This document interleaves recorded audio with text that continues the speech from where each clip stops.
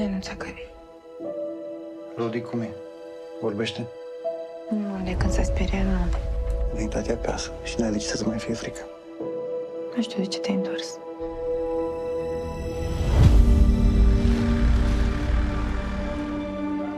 Ce faci? Da, a apărut. Papa? E nevoie de cineva să-l îngrijească. În sat, greu găsești om la orice. E ceva de muncă? Nu prea. Eu era angajat la fabrica de pâine. E pe ales ceva. De aia noștri nu putea lua. Vreau salariu mic pe economie.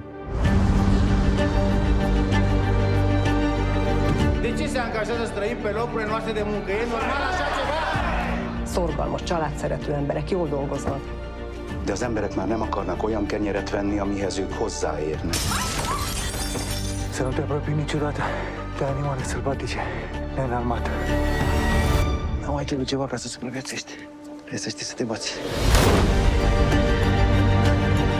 Termină. Dar nu mă iubește. Pe așa te iubesc? Voi du-te dresul meu. Tu ce ai să iei, domnule?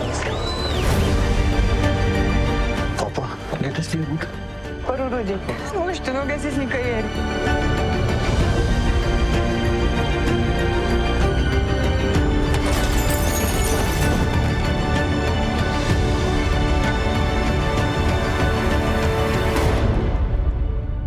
Salut, tata, ce ai văzut în pădure?